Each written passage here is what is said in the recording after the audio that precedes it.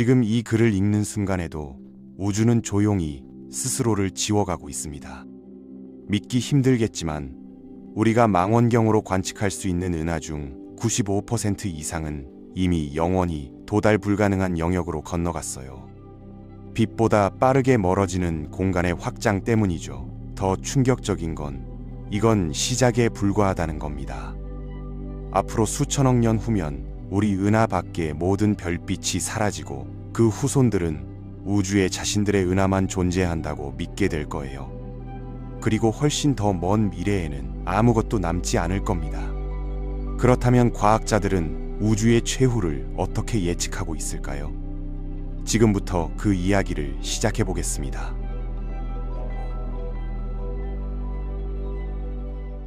우주의 종말을 이해하려면 먼저 공간 자체가 어떻게 움직이는지 알아야 하는데 대부분의 사람들이 이걸 잘못 이해하고 있거든요.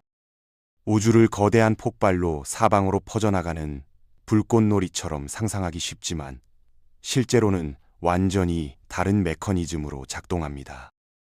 공간 팽창의 핵심은 이거예요. 우주 어디에서나 동시다발적으로 새로운 공간이 창조된다는 겁니다. 당신 눈앞 2m 거리나 수십억 광년 떨어진 은하 사이나 똑같은 비율로 늘어나는 거죠. 이게 왜 중요하냐면 공간이 늘어날수록 늘어날 수 있는 공간 자체가 더 많아지기 때문입니다. 그러니까 팽창은 자기증식적이에요. 시간이 지날수록 가속되는 거죠. 비유를 하나 들자면 우리가 풍선 내부가 아니라 풍선 껍데기 표면에 붙어 있다고 생각해 보세요. 풍선이 부풀어 오를 때 표면 위 어느 지점에서 보든 다른 모든 점들이 멀어지는 것처럼 보이잖아요. 우주도 마찬가지입니다. 중심이라는 개념 자체가 없는 거죠. 하지만 다행히 이 팽창의 힘은 중력에 비해 상대적으로 약해서 중력으로 단단히 묶인 구조들은 흩어지지 않고 버틸 수 있어요. 우리 몸, 지구, 태양계, 그리고 수십 개의 은하로 이루어진 국부 은하군까지는 함께 유지되는 겁니다. 그런데 국부 은하군 바깥으로 나가면 상황이 달라지는데 그 거리부터는 중력이 팽창을 이길 수 없거든요. 그래서 먼 은하들은 계속 멀어지고 있고 우리는 그 증거를 적색편이라는 현상에서 찾을 수 있습니다. 빛의 파장이 늘어나면서 붉은색 쪽으로 치우치는 거죠. 측정 결과 현재 우주는 메가파섹당 초속 68km 정도로 팽창하고 있는데 메가파섹 하나가 대략 330만 광이니까 상당히 빠른 속도예요. 이게 의미하는 바가 뭐냐면 거리가 2배로 늘어나면 후퇴 속도도 2배가 된다는 겁니다. 예를 들어 약 2천만 광년 떨어진 지점에서는 공간이 우리로부터 초속 400km 이상으로 벌어지고 있어요. 유명한 은하들 메시의 87이나 IC10 1 같은 천체들이 바로 이런 속도로 멀어지는 중이죠. 그리고 이 논리를 끝까지 밀고 나가면 무시무시한 결론에 도달하게 되는데 충분히 먼 거리에서는 공간이 광속보다 빠르게 확장된다는 겁니다. 상대성 이론 위반 아니냐고요? 아니에요. 은하 자체가 빛보다 빠르게 날아가는 게 아니라 그 은하와 우리 사이에 끼어 있는 공간이 광속보다 빠르게 늘어나는 거거든요. 이게 만들어내는 결과가 바로 우주적 사건의 지평선입니다. 이 경계 너머에서 출발한 빛은 아무리 오랜 시간이 지나도 절대로 우리에게 도달할 수 없어요. 공간 자체가 빛보다 빠르게 벌어지니까 빛이 아무리 달려와도 오히려 더 멀어지는 거죠. 일단 어떤 은하가 이 지평선을 넘어서면 그 은하와 우리는 인과적으로 완전히 단절됩니다. 통신도 불가능하고 관측도 불가능하고 미래에 어떤 기술이 발전하든 상관없이 영원히 접촉할 수 없게 되는 거예요. 그 은하는 우리 우주에서 사실상 지워지는 겁니다. 그리고 지금까지 발견된 은하 중 95% 이상이 이미 이 돌이킬 수 없는 선을 넘었어요. 우주 팽창이 그만큼 공격적이라는 뜻이죠. 그럼 도대체 뭐가 이런 팽창을 일으키는 걸까요? 솔직히 우리는 몰라요. 다만 이름은 붙여놨는데 암흑에너지라고 부르죠. 이 이름에 속으면 안 되는 게 암흑에너지는 사실 우리가 아직 모르는 뭔가를 멋있게 포장한 용어일 뿐이거든요. 미래의 과학자들한테 남긴 숙제 같은 거예요. 작동 원리는 전혀 모르지만 주요 이론들을 보면 공간의 고유한 속성일 수도 있고 완전히 새로운 종류의 에너지장일 수도 있고 아니면 양자 수준에서 일어나는 무작위 요동일 수도 있다고 해요. 확실한 건 이게 우주 팽창을 가속시키는 주범이라는 거고, 일반적인 물질과 에너지로는 이런 효과를 절대 만들 수 없다는 겁니다. 특이한 점은 물질의 밀도는 우주가 팽창하면서 계속 낮아지는데 암흑 에너지의 밀도는 일정하게 유지된다는 거예요. 공간이 늘어나면 그 안에 암흑 에너지도 같이 생겨나는 것처럼 보이거든요. 이 때문에 빛이 우주 공간을 가로지르는 동안 파장이 계속 늘어나서 점점 더 붉어지는 적색 편의가 발생하는 거고요. 실제로 암흑 에너지를 발견한 것도 이 적색 편의 때문이었어요. 1998년에 초신성 관측팀이 멀리 있는 초신성들을 분석하다가 우주가 단순히 팽창하는 게 아니라 점점 더 빠르게 팽창하고 있다는 걸 알아낸 겁니다. 계산해보니 우주 나이의 후반부로 갈수록 팽창 속도가 증가했더라고요. 빅뱅 후 약 98억 년쯤 됐을 때 암흑 에너지가 물질을 제치고 우주를 지배하기 시작했는데, 이 시점이 바로 우주 역사의 분기점이었던 거죠. 암흑 에너지 지배 시대의 시작. 이때부터 우주의 운명이 사실상 결정됐다고 볼 수 있어요. 자, 이제 이 세 가지 요소, 즉 팽창하는 시공간, 은하들의 움직임, 그리고 암흑 에너지를 종합해서 앞으로 수조 년 동안 무슨 일이 벌어질지 예측해 볼 수 있습니다. 수십억 년 후면 우리 은하와 안드로메다 은하가 충돌해서 합쳐질 거예요. 그 과정에서 국부 은하군에 속한 수십 개의 작은 외소 은하들도 끌려 들어가서 하나의 거대한 별 생성 은하가 만들어지죠. 밀크드로메다라는 별로 멋지지 않은 이름으로 불리게 될 이 은하 말이에요. 문제는 국부 은하군 바깥에 있는 모든 건 이미 우주 초기 단계에서 너무 멀리 날아가 버렸다는 겁니다. 중력이 팽창을 당해낼 수 없는 거리까지 가버린 거죠. 암흑 에너지가 계속 공간을 늘리고 확장시키면서 우리와 가장 가까운 은하들조차 우주적 지평선을 넘게 될 거고, 약 1500억 년이 지나면 국부 초은하단 바깥의 모든 것이 완전히 보이지 않게 됩니다. 이 어둠의 장막은 계속해서 우리 은하 경계 너머의 모든 걸 삼켜버릴 거고, 결국에는 밀크드로메다 끝 너머에 뭔가 존재한다는 사실 자체를 알 수 없게 되는 거예요. 그 시대 이후에 출현하는 지적 생명체가 있다면 그들은 자기 은하가 우주의 전부라고 생각하게 될 겁니다. 우주 전역에서 같은 일이 벌어지겠죠. 게다가 이 팽창과 후퇴는 실존적 공포뿐 아니라 실질적인 문제도 만들어내는데, 모든 은하가 서로에게서 멀어지면 새로운 은하가 형성될 수 없게 되거든요. 기존 은하들도 서서히 죽어갈 거예요. 새로운 별도 만들어지지 않고 기존의 별들은 백색 외성으로 수축하거나 초신성으로 폭발하면서 하나씩 꺼져갈 겁니다. 우주의 위대한 불꽃들이 하나씩 꺼지면서 은하들은 중력적으로 흩어지게 되고, 약 100조 년 후에는 마지막으로 살아남은 적색 외성과 백색 외성마저 연료를 다 태워서 흑색 외성으로 변하게 됩니다. 그때 우주는 두 번째 암흑 시대를 맞이하게 되는데, 이번 암흑 시대는 영원히 지속될 가능성이 높아요. 얼마 안 있어 우주의 원시적 흔적 중 하나인 우주 배경 복사의 광자들마저 희미해져서 결국 검출 불가능해질 거고, 빅뱅의 잔광도 완전히 사라지는 거죠.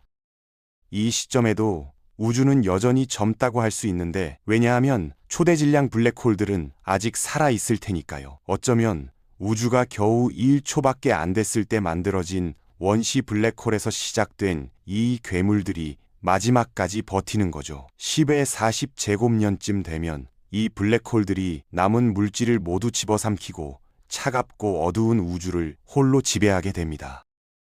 이 시대가 믿을 수 없을 만큼 오래 지속되지만 영원하지는 않아요. 결국 이 블랙홀들도 호킹 복사 때문에 증발하게 되거든요. 10,200제곱년쯤 되면 마지막 블랙홀마저 사라지고 우주는 텅 빈 어둡고 차가운 공간이 되는 겁니다. 수조 곱하기 수조 메가파섹의 지름을 가진 거대한 공허, 그때 우주는 자신의 최종 운명 앞에서 완전히 무력해지는 거죠.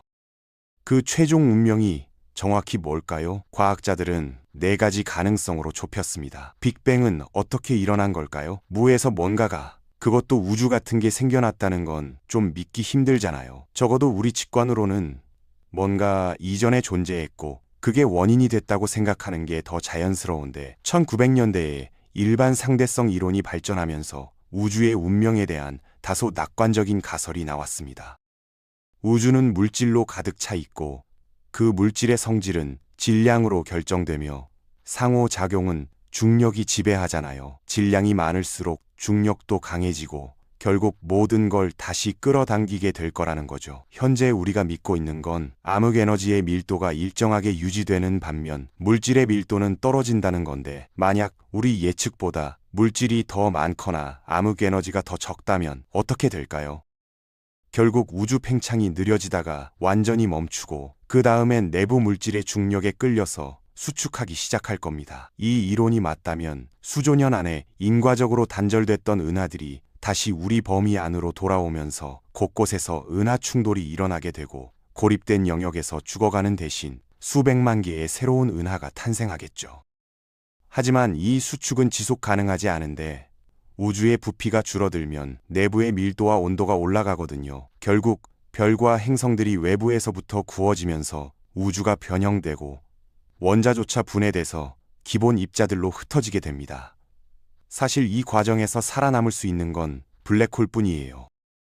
계속 줄어드는 우주가 블랙홀들을 서로 가까이 데려다 놓으면서 이들은 점점 더 큰 블랙홀로 합쳐지기 시작할 거고, 우주 시간의 마지막 순간에 이 블랙홀들이 모두 통합돼서 하나의 초거대 블랙홀이 만들어집니다. 현재 우리가 관측할 수 있는 어떤 것보다도 수조 배 더 무거운 괴물이죠. 이 블랙홀은 우주의 모든 정보를 담고 있게 될 거예요. 최종적으로 이 블랙홀은 모든 시공간을 집어삼키면서 자기 자신마저 삼켜버리고 우주를 원래 있던 곳으로 되돌려 놓게 됩니다. 무한히 작고 무한히 밀도가 높은 특이점으로요. 어떤 사람들은 여기서 한 걸음 더 나가서 우리가 진동하는 우주에 살고 있다고 주장하는데, 특이점으로 수축한 후 빅뱅과 비슷한 연쇄 반응이 다시 일어나서 새로운 우주가 출현하고 비슷한 속성을 가진 새로운 공간이 급팽창한다는 거죠. 순환 구조로요. 심지어 이게 영원히 반복되어 왔고 앞으로도 무한히 계속될 거라고 믿는 사람들도 있어요. 미친 소리 같죠? 1900년대에는 빅 크런치와 빅 바운스가 유력한 이론이었고, 실제로 이전 우주를 암시하는 듯한 수수께끼 같은 발견들도 있었어요. 이 영상이 만들어지기 약 6개월 전에 BICP 전파망원경이 호킹 포인트라고 불리는 것에 증거가 보인다는 발표가 있었지만, 이후 연구에서 대부분 잡음에 의한 결과로 보인다는 반박도 많습니다. 이전 우주에서 증발한 초대질량 블랙홀의 잔재인데 그 흔적이 다음 우주로 넘어왔다는 거예요. 이 포인트들은 우주 배경 복사의 비정상적인 영역으로 나타나는데 엄청난 양의 에너지 원천인 것처럼 보이거든요. 우주 수축에 의존하는 모델들이 최근 암흑에너지 이론 때문에 도전받고 있긴 하지만 우주가 진동하는지 아닌지에 대한 질문은 여전히 논쟁 중입니다. 1998년에 우주가 단순히 팽창하는 게 아니라 가속 팽창한다는 걸 발견하면서 빅크런치에 대한 회의론이 크게 늘었어요. 중력이 암흑에너지의 끝없는 팽창을 막을 수 없을 거라고 생각하게 된 거죠. 암흑에너지가 어떻게 작동하는지는 여전히 모르지만 확실한 건 이게 거의 확실히 나쁜 소식이라는 겁니다. 그리고 또 다른 큰 문제가 있는데, 우주가 상상할 수 없는 열과 에너지로 시작했다는 걸 우리는 알고 있잖아요. 그 이후로 계속 식어왔고요. 대칭성 깨짐, 핵합성, 화학 반응이 일어나는 온도, 임계값 아래로 내려왔고 지금도 계속 식고 있는데, 암흑 에너지의 도움을 받아서 우주는 돌이킬 수 없는 최저 온도를 향해 가고 있습니다. 우주의 모든 열의 종말이죠. 열사 또는 빅프리즈라고 불리는 시나리오예요. 이름 그대로 우주 내 모든 열 차이의 종말을 의미하는데, 열은 에너지의 산물이고 우주의 물질은 무언가를 일으키기 위해 직간접적으로 에너지가 필요하거든요. 이를 수행하고 에너지를 사용하는 모든 과정은 폐열을 방출하고, 이런 과정들은 남은 에너지의 가용성을 감소시키는 방향으로 진행됩니다. 에너지 전달 과정에서 에너지는 사용 가능한 집중된 형태에서 쓸모없는 분산된 형태로 흐르는 거죠. 새로운 에너지를 만들 수 없다면 낭비되는 에너지의 비율, 즉 엔트로피가 계속 증가할 수밖에 없어요. 먼 미래에 마지막 블랙홀들마저 증발하고 나면 우주의 모든 에너지가 이 분산된 상태에 있게 됩니다. 엔트로피는 최대가 되고 정보 처리를 가능하게 하는 온도나 에너지 기울기가 전혀 없게 되는 거죠. 간단히 말해서 아무 일도 일어날 수 없게 되는 겁니다. 물질은 오랜 시간에 걸쳐 서서히 복사로 분해될 거고 우주 전체가 얇은 광자 구름으로만 이루어지게 되는데 이것조차 시간이 지나면 붕괴할 거예요. 얼음이 물에 녹아서 온도 차이가 사라지는 것처럼 모든 기울기가 사라지는 거죠. 빅프리즈는 우주를 절대 영도보다 극히 조금 높은 온도로 떨어뜨릴 거고 그때 우주는 균질하고 희박한 뼈대만 남게 됩니다. 암흑에너지는 이 죽은 알아볼 수 없는 우주를 상상할 수 없는 크기로 팽창시킬 거고 그 다음엔 아마도 그냥 거기서 영원히 머물러 있을지도 몰라요. 어쩌면 이미 열사를 겪은 고대 우주들이 존재할지도 모르고 어쩌면 암흑에너지가 우주를 저주해서 두 번째 암흑시대가 영원히 지속되게 만들지도 모르죠. 아니면 완전히 파괴해버릴 수도 있고요. 우리는 이제 막 우주의 운명에서 암흑에너지가 하는 역할을 인식하기 시작했지만 갈 길이 아직 멀어요. 우주의 가속 팽창 발견은 좋은 소식이 아닌데 실제 상황은 훨씬 더 나쁠 수도 있거든요. 현재 우리는 암흑에너지가 공간 전체에 걸쳐 일정하게 유지된다고 생각하지만 또 다른 가능성은 이게 일반 에너지장과 반대로 작동해서 밀도가 실제로는 증가하고 있다는 겁니다. 현재 암흑에너지의 밀도는 매우 낮지만 시간이 지나면서 이게 증가한다면 언젠가는 은하, 행성 같은 우주 구조물보다 더 밀도가 높아지는 날이 올 거예요. 이 시나리오에서는 중력이 더 이상 구조를 유지할 수 없게 되고 물체가 원자 단위까지 찢겨나가게 됩니다. 이게 의미하는 바는 미래 어느 시점에 암흑 에너지가 은하들이 중력적으로 흩어지기 시작하는 밀도를 초과한다는 거예요. 얼마 지나지 않아 이 별들의 행성계가 흩어지고 그 다음엔 암흑 에너지의 밀도가 행성을 초과해서 모든 별, 행성, 위성이 원자 수준까지 찢겨나가게 되고 그 다음엔 속박되지 않은 기본 입자로 분해되는 거죠. 팽창하는 우주가 너무나 거대해져서 어떤 기본 입자도 다른 입자를 절대 만나지 못하게 될 겁니다. 우주가 가장 미세한 피셀까지 완전히 찢겨나가는 거예요. 일부 학자들은 시공간 자체도 찢어져서 존재하기를 멈출 거라고 추측하기도 해요. 암흑에너지는 우리 친구가 아닙니다. 빅프리즈든 빅립이든 우주가 생명의, 연애, 어쩌면 자신의 존재 자체에도 지속 불가능하다는 뜻이니까요. 지금까지는 우주 전체에 걸쳐 일어나는 운명에만 집중했는데 어딘가에서 무작위 이상 현상이 연쇄 반응을 일으켜서 지금 이 순간에도 암처럼 우주를 잠식하고 있을 가능성도 있어요. 삭제 버튼 같은 거죠. 이 모든 게 진공 붕괴라는 이론적 연쇄 반응 덕분인데 우주의 모든 것은 진공 상태, 즉 가능한 한 에너지가 낮은 안정 상태에 도달하고 싶어 합니다. 우리 우주를 지배하는 양자장들도 마찬가지예요. 입자 상호작용의 법칙을 결정하는 바로 그 장들 말이죠. 이것들도 진공 상태에 도달하고 싶어 하는데 우리가 아는 한 이 장들은 오래전에 모두 진공 상태에 도달했어요. 하나만 빼고요. 힉스장인데 이게 바로 입자의 질량을 부여하는 장이거든요. 2012년에 CERN의 과학자들이 대형강 입자 충돌기를 사용해서 오랫동안 찾던 힉스 보손으로 추정되는 걸 발견했는데 그 질량을 추정했을 때 뭔가 불안한 걸 발견한 거예요. 힉스장이 안정적으로 보이지만 실제로는 안정적이지 않다는 거죠. 거짓 진공 상태에 있을 수 있다는 겁니다. 안정적으로 보이는 이유는 국소적인 에너지 최소값에 있기 때문인데 여전히 방출할 수 있는 숨겨진 잠재 에너지가 남아 있어서 매우 위태로운 상태에 놓여 있는 거예요. 절벽 끝에 서 있는 것처럼 생각해 보세요. 우주가 이런 칼날위 같은 상태에 있어야 별과 은하 형성 같은 일이 일어날 수 있는지도 모르지만 이는 또한 이 균형이 깨질 수 있고 결국 깨지게 될 거라는 의미이기도 해요. 주변에 재앙적인 결과를 가져오면서요. 만약 양자 터널링 같은 양자 효과가 힉스장의 균형을 교란시키고 더 낮은 에너지 상태가 가능하다면 이 숨겨진 잠재 에너지가 방출되면서 그 영역이 에너지가 낮은 상태에 도달하게 되고 시공간에 미치는 영향은 마치 휘발유로 가득 찬 호수에 성냥을 던지는 것과 같을 겁니다. 이 교란 지점은 몇 시간 안에 완전히 새로운 우주를 만들어낼 거예요. 진정한 진공이라고 불리는 거죠. 이 구형 진공은 광속으로 바깥쪽으로 팽창하면서 막대한 양의 잠재 에너지를 방출하고 삼켜버리는 모든 것을 완전히 파괴하며 경계 안의 모든 것을 기본 입자로 갈기갈기 찢어놓을 겁니다. 이 새로운 진공 우주 내부에서는 물리 법칙이 완전히 다시 쓰여서 기본 입자의 속성과 상호작용 방식이 완전히 바뀌게 되죠. 화학과 정보 처리가 불가능해지고 그런 환경에서는 원자나 분자가 형성될 수 없습니다. 이 이론적 거품들의 무서운 점은 어디에나 있을 수 있고 언제든 시작될 수 있다는 거예요. 지금 이 순간에도 주변을 집어삼키고 있는 진정한 진공의 거품들이 있을지 모르지만 우리를 방해하기엔 너무 멀리 있는 거죠. 설령 하나가 우리를 삼킨다 해도 절대 눈치채지 못할 거예요. 거의 광속으로 팽창하니까요. 막을 방법도 없고요. 어쨌든 모든 게 그냥 지워지고 기본 입자로 분해되면서 일종의 우주적 핑거 스냅이 일어나는 거죠. 우주의 얼마나 많은 부분이 진정한 진공 상태인지 알 방법은 없지만 그 비율이 충분히 높다면 우주의 대부분이 이 큰 변화를 겪어서 진정한 진공 상태가 될 거고, 이게 암흑 에너지가 시공간을 팽창시키는 방식에 엄청난 영향을 미칠 수 있어요.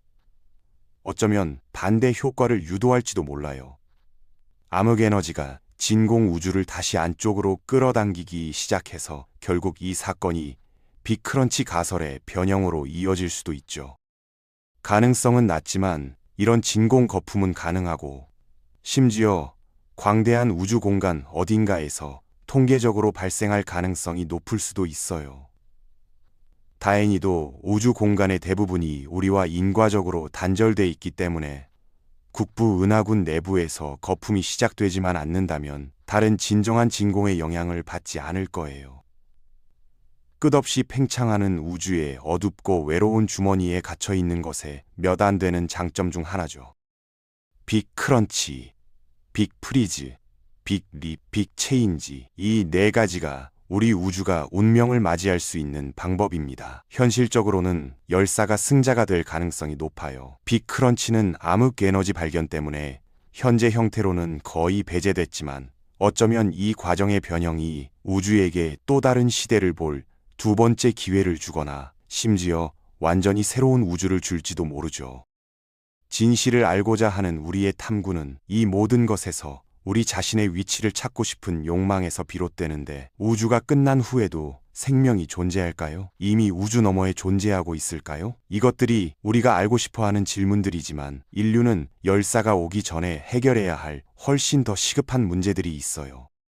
겨우 6,000년 조금 넘는 시간 동안 우리는 우주의 본질과 우리 존재에 대해 놀라운 양의 지식을 배웠거든요. 만약 우리가 종으로서 장기 생존 가능성을 높인다면 수천 년, 심지어 수백만 년 동안 인류가 지속된다면 우리가 무엇을 발견하고 배울 수 있을지 상상해 보세요.